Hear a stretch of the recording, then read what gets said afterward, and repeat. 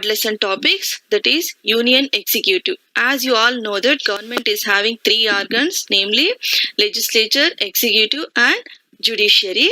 So in our country we are having federal type of government. That is why we are having two sets of governments. One is a central government and another one is state governments. Okay, so in central governments we are having union legislature, union executive, union judiciary, and in state government we are having state legislature, state executive and state judiciary. So these are all the topics which you are going to learn in our next classes. So in this session you are going to learn about union executive. Okay.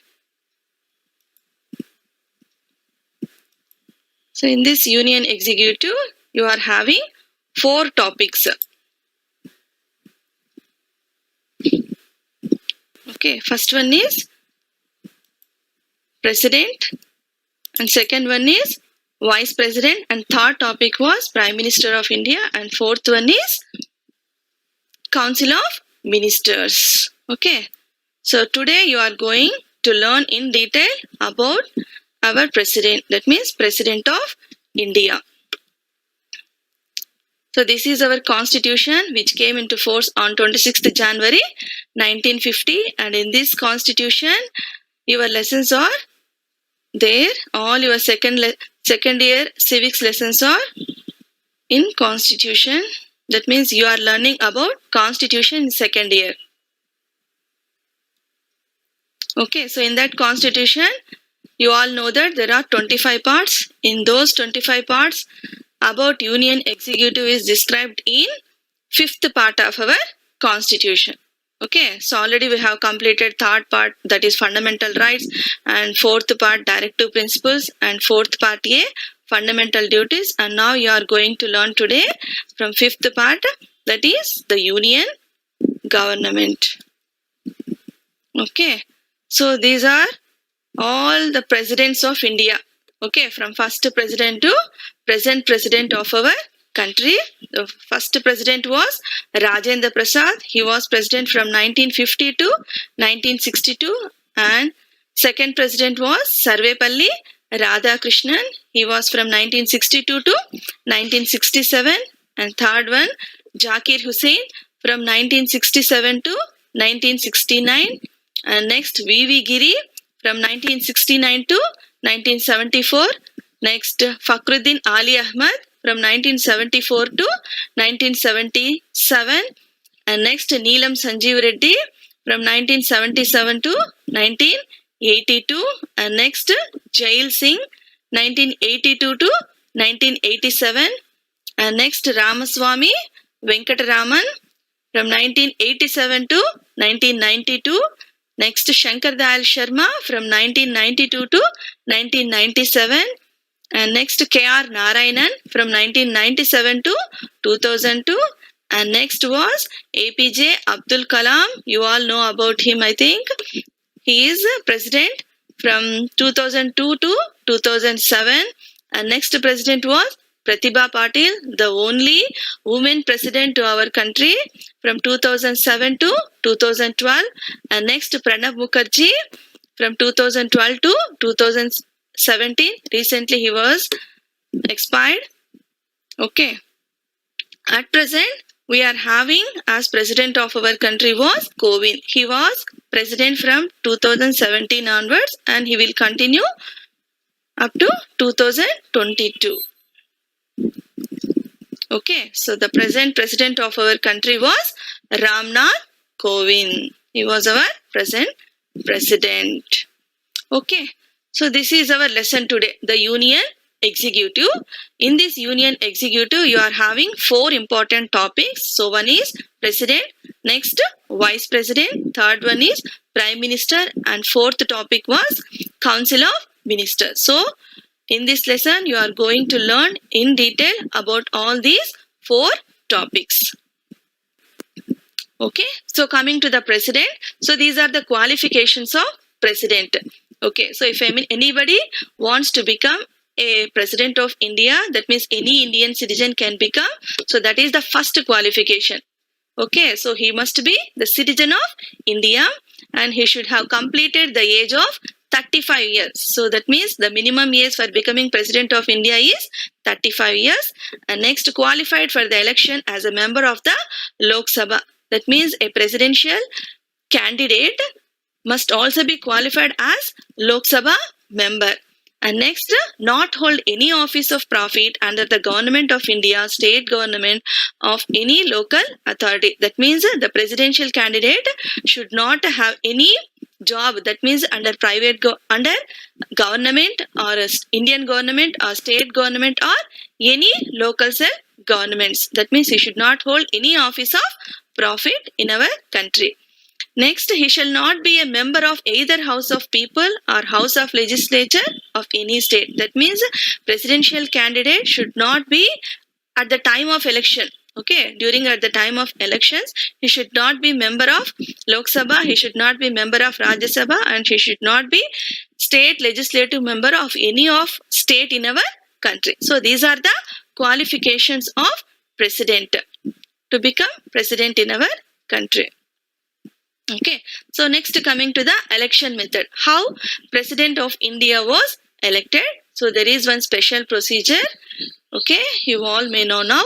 So this presidential election will be indirect election. That means president is elected indirectly. That means all Indian citizens are not participating in electing president, but we are electing the president of India indirectly. That means as voters, as Indians are electing our representatives. That means MLAs, MPs. Okay, so these MLAs, MPs will participate in the election of the president. So that is why it can be called as indirect election. Okay, so there is one separate body which is known as Electoral College. Electoral College in accordance with the system of proportional representation by means of single transferable vote. That means President of India will be elected by a special body called Electoral College through single transferable vote. That means one voter will have only one vote, and also proportional representation means that he will be given preferences, first preference, second preference, third preference, like that. That means the contestants will be given preferences. Okay, so next, Electoral College consists of the elected members of both houses of parliament, the elected members of the state. That means this is the special body, that is Electoral College. In that Electoral College, who will be the members means members of Lok Sabha and members of Rajya Sabha. That too elected members. That means for Lok Sabha there are 2 nominated members, and for Rajya Sabha there are 12 nominated members. They are not elected members. They will not participate in presidential election. Okay. So next, elected members of the state. So for state legislative assemblies also, one member will be nominated by the governor. So he will not participate in presidential election. Only elected members of state legislatures and houses of parliament will participate in the presidential election. Okay, so indirect method is adopted because the size of the electorate is in India is too big. So electorate means voters list. So in our country, more than 80 crores are voters in our country. Okay, direct election of president would mean a tremendous loss of time, money and energy. So that is why in our country we are having parliamentary type of government. That means here 2 types of executives will be there. One is nominal executive, another one is real executive. President can be called as nominal executive. Prime Minister will be real executive. So if president is also elected directly, then there would be conflict between the president and the prime minister. So that is why our founders of constitution avoided direct election to president of India.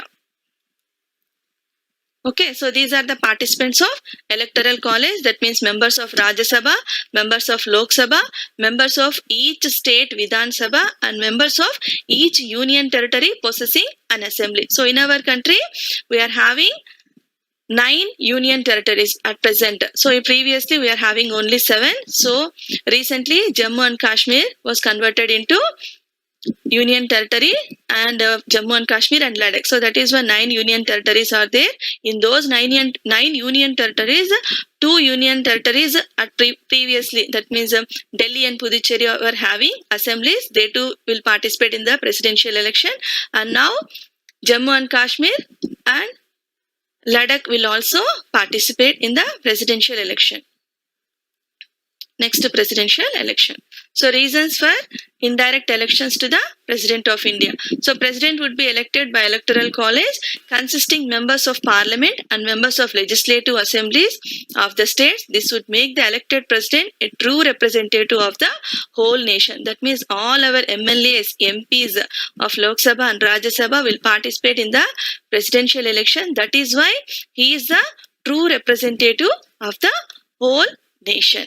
Okay, so coming to the main topic of President of India was the powers and function. So President is enjoying so many powers. So those are legislative powers, executive powers, judicial powers, appointment powers, financial powers, diplomatic powers, military powers, pardoning powers, and emergency power. So these are all the powers which are exercised by the President of India. So let us learn one by one. So first, executive powers of the President. Okay, all executive actions of the government of India are formally taken in his name. So every government order, every executive action will be taken in the name of the President because he was the head of our country. Okay, he can make rules specifying the manner in which the orders and other instruments made and executed in his name shall be authenticated. The orders or the government orders which are issued only in the name of President will have validity. Okay, so he can make rules for more convenient transaction of business of the union government and for allocation of the said business among the ministers. So he will give rules and regulations how to conduct the government, how to administer our country. He appoints the prime minister and other ministers. They hold office during his pleasure. So in our country, President will be elected through electoral college and Prime Minister and other minister will be the members of Lok Sabha. That means they are directly elected to the House of Parliament. Okay, so these Prime Minister and other ministers will be appointed by President of India. Okay, so they hold office during his pleasure. So whenever they are having the majority, until then they will hold their office. Okay, he appoints the Attorney General of India and determines his remuneration. The Attorney General holds office during the pleasure of President. So President appoints Prime Minister and other minister. Not only Prime Minister and other minister, he will also appoint so many officials in our country. So that he was Attorney General of India. So Attorney General was the chief legal advisor to the government of India. So he is equal to Supreme Court judge. Okay, so he will be in that post during the pleasure of the President.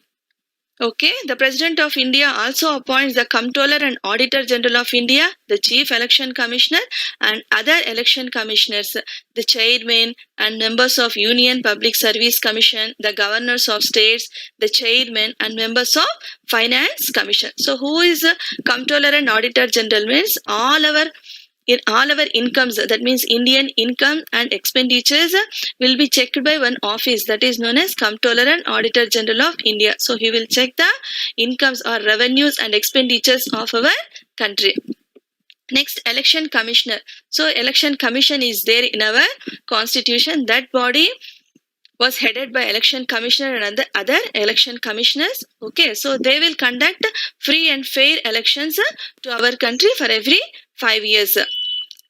Okay, so next UPSC is there. UPSC is also a constitutional body. So it appoints or it recruits all government officials to central government. So all India services will be recruited by this UPSC body. So next, states of all governors are also appointed by the President of our country. And Finance Commission is there. So this Finance Commission will distribute or will allocate financial resources of our country between union government and state governments. Okay, so the chairman of this commission and also other members of that commission will also be appointed by President of India. So these are executive powers of the President.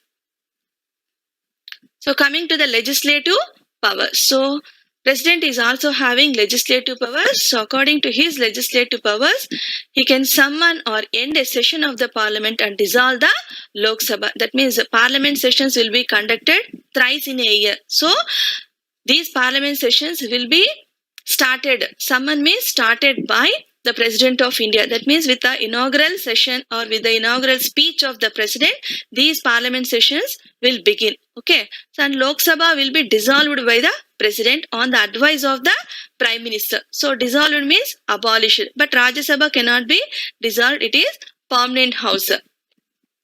He can address the parliament at the commencement of the first session after the general election and the first session of each year. So every year parliament sessions will be conducted, and after every general elections parliament sessions will be conducted. The first parliament session will be inaugurated by with the presidential speech. He can also summon a joint sitting of both the houses of parliament, which is presided over by the speaker of the Lok Sabha. So president is also having power to convene joint sitting of both the houses of parliament. So when this joint sitting will be arranged means when a deadlock arises. So what is meant by deadlock means if a bill is approved by one house of the parliament and rejected or not approved by another house of the parliament or either Lok Sabha or Rajya Sabha, then that situation can be called as deadlock. So during that situation, president will interfere and arrange joint sitting of both the houses of parliament and solve the problem of that bill. Okay. So that joint sitting will be presided by the speaker of the Lok Sabha, not by the chairman of the Rajya Sabha. Okay. The president can appoint a member of the Lok Sabha to preside over its proceedings. The positions of speaker as well as deputy speaker are vacant. So Lok Sabha will be presided by one officer, presiding officer. He can be called as speaker. Okay, speaker will be appointed by the president and he is one of the members of Lok Sabha. Okay, so and deputy speaker will also be appointed to conduct the meetings of Lok Sabha in the absence of speaker. Okay, so these are all legislative powers of the President of India. And next, coming to the financial powers of the President. Okay, so President is also having financial powers. So let us see what are the financial powers of the President. So money bills can be introduced in the President Parliament only with his prior recommendation. So bills are two types. One is ordinary bills, another one is money bills. So money bills are related to money matters, finances, taxes, okay, imposition of taxes like that. So these money bills can be introduced in the parliament only with the prior permission of the president. That means for ordinary bills, there is no need to take permission priorly. Okay, but whereas for the money bills, president permission should be taken prior.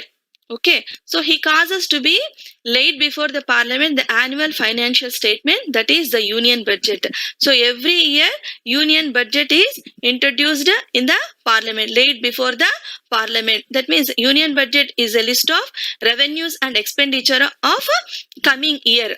Okay, so this will tell us what are the incomes to our country and what expenses we are going to do in this present financial year. So this will be accepted by the members of the parliament, both the houses of the parliament. So for this also, that means union budget should also take the prior permission of the president. Okay, no demand for a grant can be made except on his recommendation. So money matters or any grants will be done only with the prior permission of the president. He can make advances out of the contingency fund of India to meet any unforeseen expenditure. So India is having two types of funds. Okay, that means two types of accounts. One is consolidated fund of India, another one is contingency fund of India. So consolidated fund of India was operated by parliament members. That means it needs the approval of the parliament. But whereas contingency fund of India does not need the acceptance or approval of the parliament members. So this contingency fund of India will be operated during unforeseen expenditure. That means for example,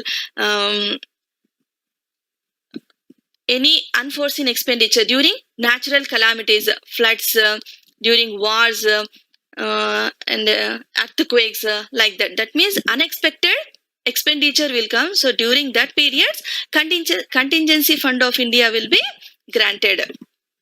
Okay, so he constitutes a finance commission after every 5 years to recommend the distribution of revenues between the center and the states. So the main function of finance commission was to distribute or was to allocate the resources or financial resources between the central government and state governments. Okay, so these are all the financial powers of the president. So next, coming to the judicial powers of the president. Under the judicial powers, the president of India will appoint the judges of Supreme Court and the judges of High Courts. Okay, the judges of Supreme Court of India and High Courts are appointed by the president. So he can also enjoys the power to reduce and postpone a death sentence for some time. That means the president of India is having power to reduce the punishment of the criminal or to postpone the death sentence of a criminal. Okay, so these two are judicial powers of the president. And next, coming to the military powers of the president. So the president is the supreme commander of the Indian armed forces. The president can declare war or conclude peace on the advice of the Union Council of Ministers headed by the Prime Minister. All important treaties and contracts are made in the president's name. So president can be called as supreme commander of Indian army. Okay, so Air Force, Navy, okay, military. So these are the three organs in Indian army. So these three are headed by president of India. So this president can also declare war. Okay, so war can be declared only with the permission or in the name of the president, and peace or treaties will also be concluded in the name of the president. Okay, by the advice of the prime minister. Coming to the diplomatic powers of the president. Okay, so president can be called as the first citizen of India. So all the diplomatic business is conducted in the name of the president. So what is diplomatic business means? Relation with other countries. That means other countries, foreign countries. Okay, so that can be called as diplomatic relations. He appoints ambassadors and other diplomatic agents of India accredited to other countries. So ambassadors are the agents of our country to from our country to other countries, and at the same time we also receive, that means Indian government will also receive ambassadors from other countries.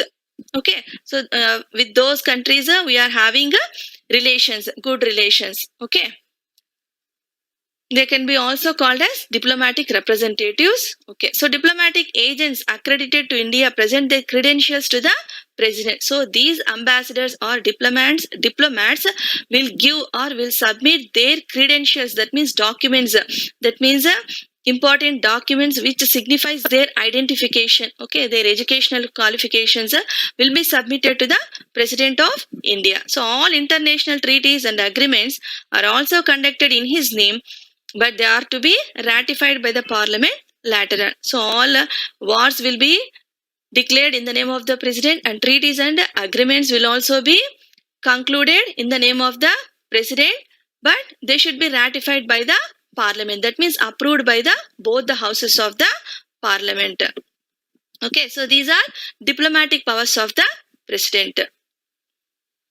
Okay, so coming to the emergency provisions, emergency power. So president is enjoying two types of powers. One is normal powers and another one is emergency powers. Under normal powers we have discussed all the powers till now. So this is a second type of powers to president of India, that is emergency powers. So these emergency provisions were described in part 18 of Indian Constitution. Okay, so from article 352 to 360. So what does article 352 says means?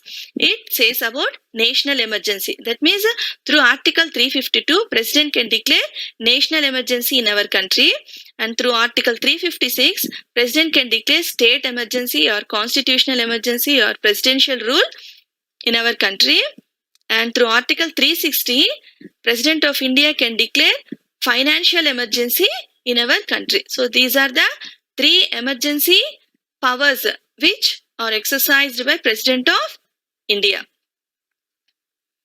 Okay, national emergency, state emergency, financial emergency. These can be proclaimed by president and they can be called as an emergency powers of the president. So under Article 353, president can give directions to any state with regard to the manner in which its executive power is to be exercised. So according to Article 353, president will direct state governments what to exercise. Okay. So next, Article 354, the president can modify the pattern of distribution of financial resources between the union and the state. So Article 354 gives power for the president regarding financial resources, that means distribution of financial resources between the states and the union government.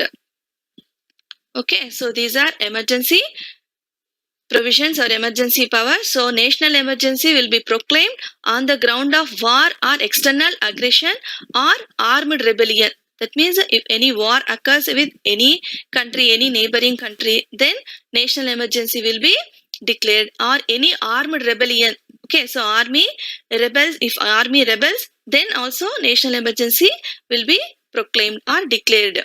Okay, next coming to state emergency. State emergency through Article 356 is proclaimed on the ground that constitutional machinery has broken down in a state. So that means when a state government is not ruling according to the provisions, according to the conditions of the constitution, then this kind of state emergency or presidential rule can be imposed in that state. So Article 365 gives power to the President of India to proclaim on the ground that a particular state has failed to follow the directions of the center. So Article 365 also imposes state emergency, but this is different. The reason is different. What is that reason? Means the state has failed to follow the directions of the central government. So then also central government or president can impose state emergency in any state. Okay, so coming to the financial emergency, this emergency can be proclaimed or declared on the ground that there is a threat to the financial stability or credit of India. That means if any severe financial crisis occurs in our country, then there is a chance for the president to impose a financial emergency in our country. Okay. So this is the comparison of three types of emergencies. Okay, so national emergency, president's rule or state emergency or constitutional emergency, and third one is financial emergency. So these emergency powers are described in part 18 of our constitution. So let us learn in detail about these three emergency powers. So Article 352 grants national emergency, Article 356 and 365 gives constitutional emergency, Article 360 grants financial emergency to the President of India. So on what grounds means already we discussed. Again we'll discuss. So on what grounds national emergency will be declared means on external aggression or armed rebellion. So presidential rule will be imposed on the failure of constitutional emergency. Financial emergency will be imposed when there is threat to financial stability or credit of India. Okay, so all these emergency conditions should need the approval of the parliament. That means the parliament, both houses should approve all these emergency powers of the president. So must be approved by both the houses of the parliament for all three types of emergencies. Okay, so national emergency will be approved, should be approved within 1 month, and presidential rule should be approved within 2 months, and financial emergency should be approved within 2 months. Okay, so national emergency will be approved by the parliament by special majority. That means 2/3 majority of both the houses of the parliament, and presidential rule will be approved by the parliament houses with a simple majority. That means more than 50%. Okay, so next financial emergency will also be approved by simple majority. That means more than 50% of both the houses of parliament present and voting. Okay, this national emergency will continue up to 6 months. So if once it is imposed or once it is proclaimed means it will continue up to 6 months, and it will be extended after next 6 months like that. Okay, so that is indefinite period. So that means for every 6 months parliament approval is necessary. Okay, so next presidential rule or state emergency or constitutional emergency will also continue for 6 months, and the maximum period extended this type of emergency was only 3 years. So can be extended to a maximum period of 3 years by taking approval of the parliament for every 6 months. Okay. So next, financial emergency. So financial emergency also continues indefinitely until revoked. Therefore, no prescribed maximum period or no repeated parliamentary approval. That means if once financial emergency is declared, there is no need to take approval for every 6 months. Okay, so it will continue till it is revoked by the President of India. So till now financial emergency was not imposed in our country, but whereas national emergency was imposed for 4 times and presidential rule was imposed more than 100 times in our country.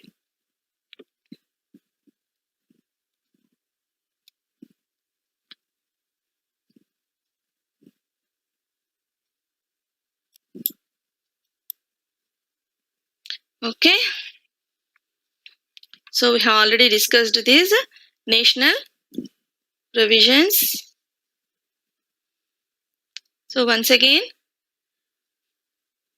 we will discuss this emergency defined as event or circumstances which call for immediate action or remedy, sudden or unforeseen or unexpected. So emergency provisions to maintain the security and integrity of the nation. So that means national emergency will be proclaimed when there is a danger for the unity and integrity of the nation. So president, if satisfied, can proclaim entire or part of India when there is threat to the security of India and when there is war or external aggression or invasion from other countries or imminent danger of about to ground or armed rebellion. Okay, so that is a national emergency. Next, coming to constitutional emergency. So Article 356 grants President of India to proclaim constitutional emergency. So President take over the administration of the state. When constitutional emergency is imposed in any state, then the state government will not run the administration, but the President will take over the administration. Okay, so President's rule of emergency, this can also be called as constitutional emergency, can also be called as presidential rule in the state.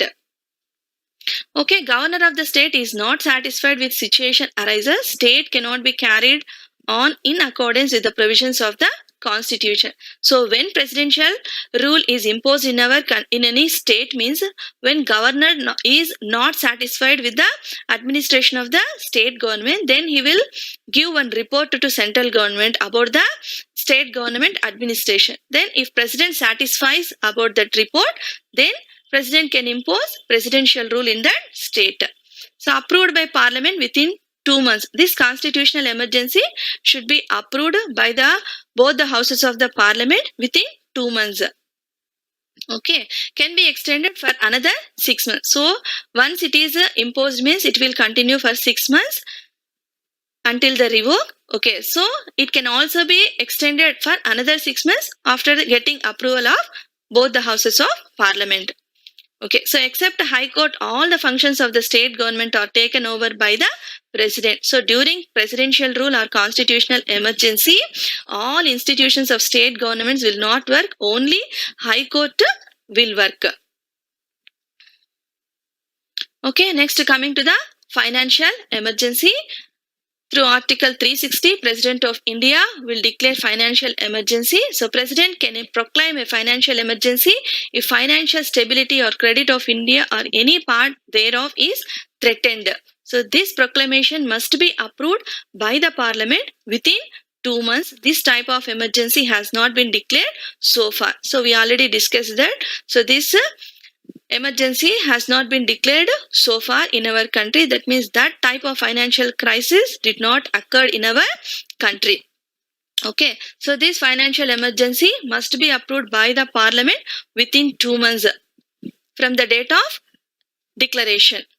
Okay, so it can be announced to any part of India or to the whole India.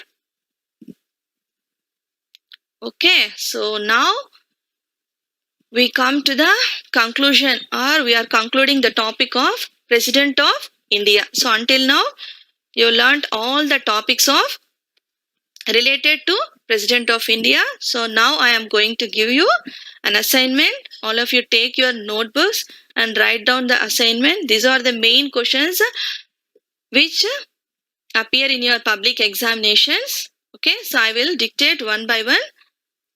All of you write in a notebook and write answers and learn them. Okay, for the assignment I am going to give you first question. Explain the powers and functions of the President of India. First question was, explain the powers and functions of the President of India. So this question will be given for 10 marks. Here you have to explain only normal powers. Okay, so not emergency powers. Normal powers are enough. Okay, sufficient for that answer. So next, second question. Second question was, write briefly the emergency powers. Write briefly the emergency powers of the President of India. Okay, so write briefly the emergency powers of the President of India. This question also be given for 10 marks. You have to write only emergency powers. That means 3 emergency powers: national emergency, constitutional emergency, and financial emergency powers. You have to write. Okay, so next, third question. How is the President of India elected? So third question was, how is the President of India elected? So this question will be given for 5 marks and you have to write about the procedure of election of President of India. So there is one special procedure in our class discussed. Okay, that is the electoral college is there to elect a president to our country. So how this electoral college will work and how the election will be conducted is discussed in this class itself. So you have to write all that procedure for this question. Okay, so next, fourth question was, write the qualifications. Write the qualifications required for the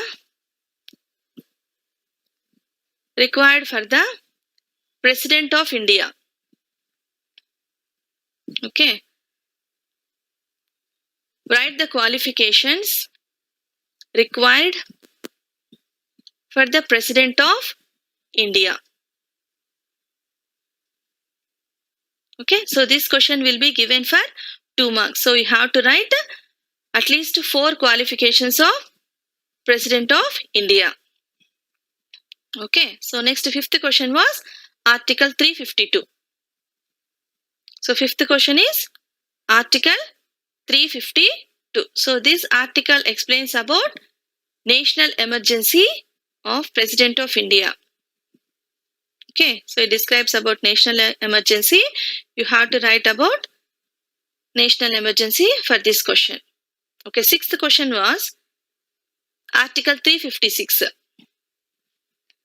Sixth question is Article 356, and under Article 356, President can declare constitutional emergency. Okay, so you have to write for this question about constitutional emergency or state emergency. So this question also be given for 2 marks. So these are the important questions which you get from today's topic. Okay, so how many marks? 20, 25, 31 marks are there from this topic. So you may get powers of president or emergency powers in the public examinations, and for 5 marks you may get presidential election method, and for 2 marks you may get qualifications or Article 352 or Article 356 or Article 360 also in rare cases. Okay, so this is the assignment for you. So I request all of you to go through this topic again and again and prepare answers and learn and prepare for your examinations. Okay, so I want to recollect all the topics which you have learned today. Okay, so this is financial emergency, And this is constitutional emergency, which we have discussed today. And this is emergency provisions, that means national emergency. And this is the comparison of all the emergencies. Okay, so 3 emergencies: national emergency, presidential emergency, and financial emergency. And these are the articles and reasons when these emergencies are proclaimed. So these are also emergency powers of the president. Under Part 18, these emergency provisions of president were incorporated in our constitution. Okay, so these are the diplomatic powers of the president. So these are military powers, and these are judicial powers, and these are financial powers, and these are legislative powers, these are executive powers, and these are the normal powers which were exercised by President of India, including emergency powers are there. Okay, so this is the reason for indirect election of the president. These are the members who participate in the electoral college, that means in the presidential election. Okay, so this is the election method of the president, and these are the qualifications of presidential candidate.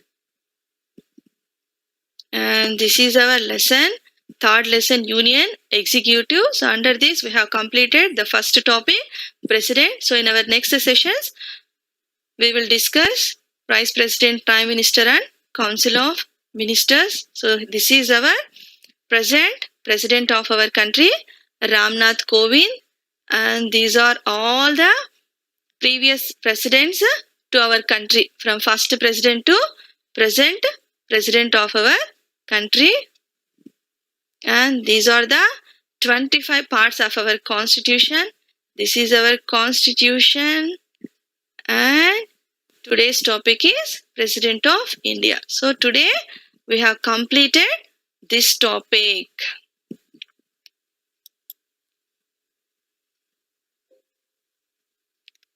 I hope you all have understood the President of India topics. So I request all of you to go through this topic again and again, because this is very important topic, and I also told that first 3 lessons are very important for your public examinations. From these first 3 lessons only you will get 50 marks for your public examinations. That is why all the topics of these 3 lessons are very, very important. Okay, so learn thoroughly about the President of India. Okay, so if you have any doubts, I will clarify your doubts in my next class. Okay, thank you one and all.